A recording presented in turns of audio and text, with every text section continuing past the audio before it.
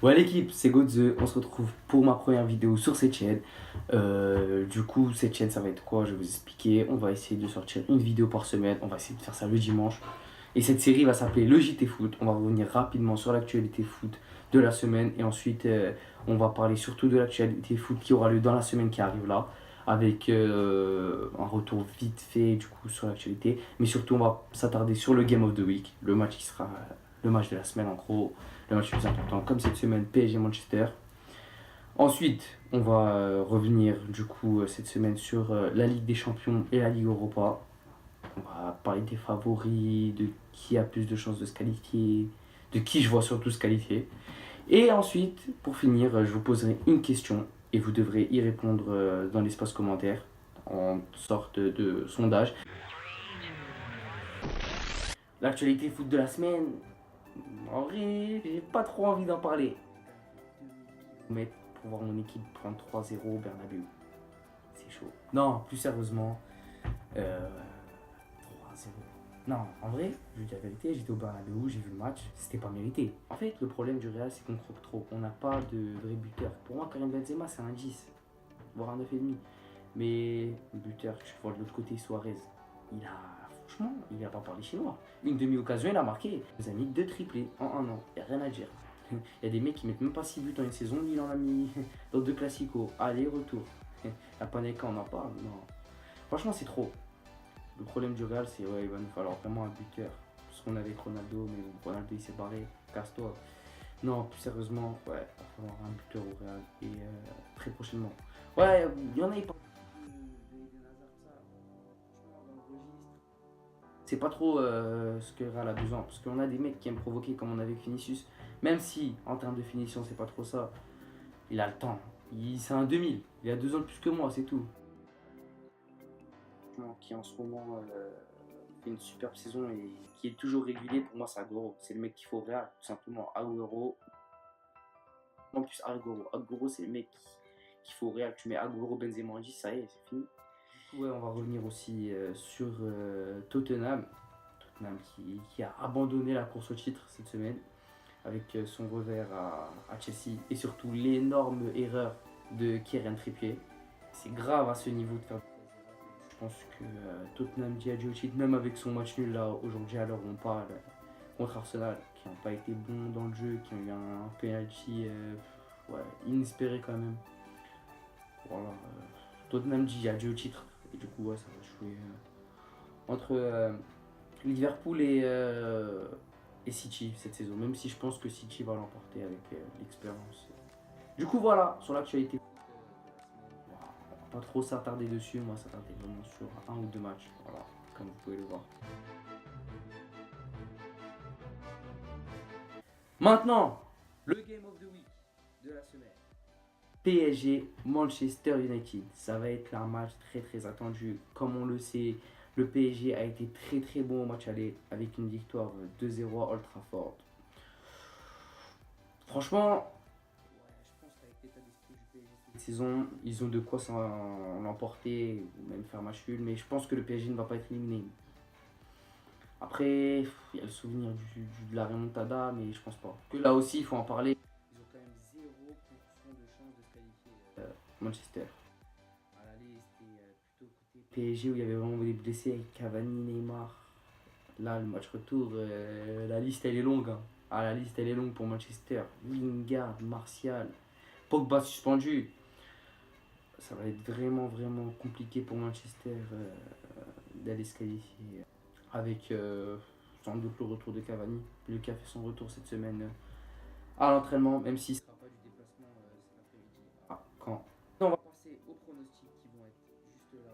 Le PSG est très largement favori pour cette rencontre et je pense qu'ils vont aller se qualifier. Peut-être pas aller gagner au parc, mais en tout cas se qualifier.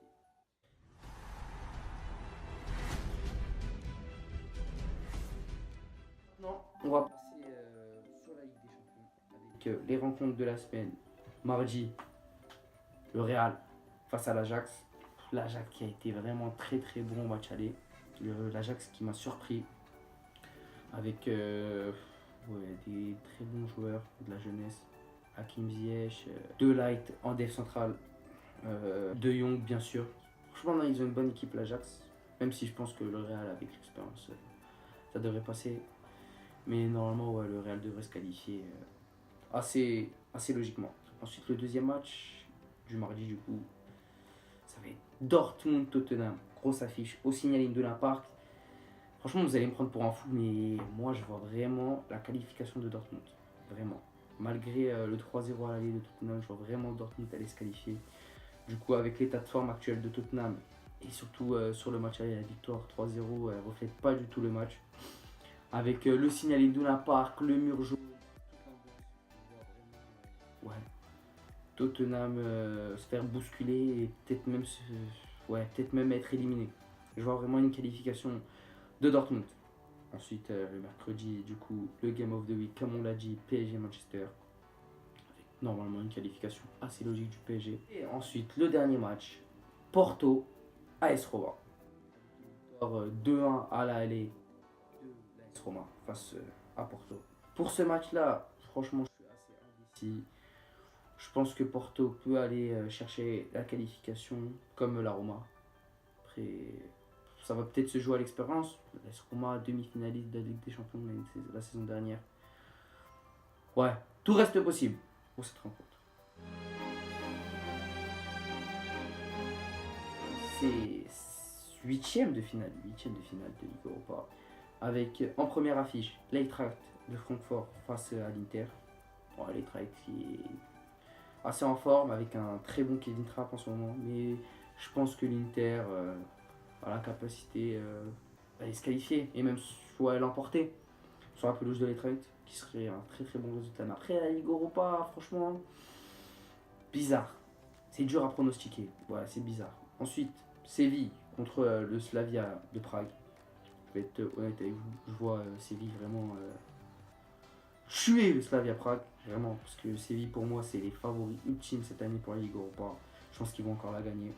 À l'expérience, ouais, avec un très bon beignet d'air. Ouais. Ensuite, Zénith-Villarreal.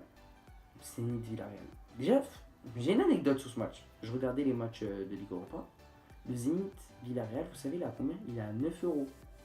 9 euros. C'est une place de Coupe de France. Non, plus sérieusement, Zénith Villarreal. Sur le 16e de finale, les Zénith, ils ont eu du mal quand même face au Fenerbahçe. Je pense que ouais, ils vont peut-être gagner à domicile, mais à Villarreal, avec le sous-marin jaune, ça va être dur. Et ouais, je vois peut-être une qualification de Villarreal quand même. Une petite qualification de Villarreal. Et ensuite, le match qui va nous intéresser le plus, Rennes-Arsenal. Très grosse affiche. Rennes, comme on le sait, tombeur du Betis Séville. Avec une victoire surprenante à Séville. 3-1. Est-ce que Rennes peut le faire? Vraiment. Moi, je pense que Rennes peut gagner au Roison Park. Même si au retour, ça va être très très dur. Très très dur parce que Arsenal cette année, c'est très plaisant à voir. C'est une très bonne équipe qui produit du jeu. Malgré les absences de Alexandre Lacazette et Bertrino, je pense pas qu'il va jouer. Je pense que c'est Petr pour la Ligue Europa. Du coup, ouais, c'est un point positif pour Rennes. Et du coup, ouais, ça va porter sur la question de la semaine qui va être: est-ce que Rennes a la capacité, pas de se qualifier, mais de gagner au Roison Park? Oui ou non dans l'espace commentaire, et on reviendra sur ça à la prochaine vidéo. Du coup, c'était Godze. Je vous remercie d'avoir suivi et on se retrouve la semaine prochaine, si on peut, dimanche prochain, pour l'actu foot. Merci.